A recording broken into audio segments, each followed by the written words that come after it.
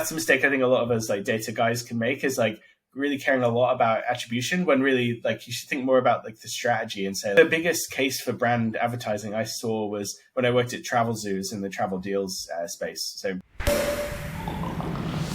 the only champagne I know the name of, other than the ones I've heard in rap songs. They've actually trademarked the orange. Woo! Oh, cheers. Yeah, I think it is kind of valid to, to track reach as like a proxy metric, but just not take it too seriously.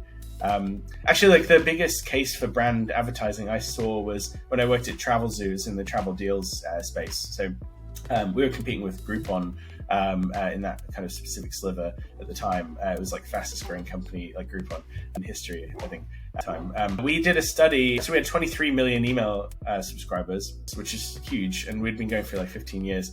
We found that 6% of the US had heard of Travelzoo, and 5% of the US were on our email list. Pretty insane, right?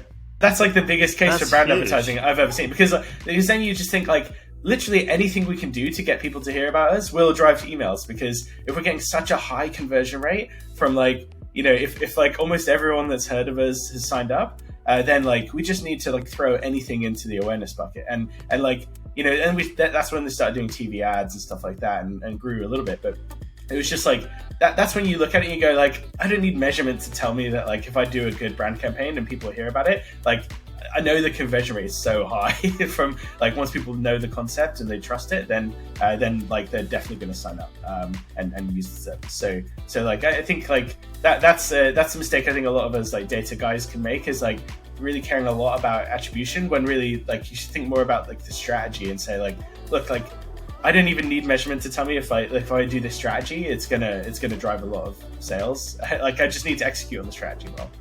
I found the same thing. I was talking to another marketer in Melbourne who does a lot of these campaigns, and he was like, brand campaigns for him, if he knows if it's working or not really quickly. Like brand campaigns generate sales, and I think there's this fallacy that brand campaigns either generate brand, and then there's this latent demand effect, or you do a direct responsey sort of like, and the industry likes to position these two camps as like, oh, you're either digitally sort of sales activation-y direct response, or your brand campaigns. It's a myth that brand campaigns don't have a short-term sales effect, and I think it's also a myth that like performance marketing, like direct response, doesn't have a long-term brand effect.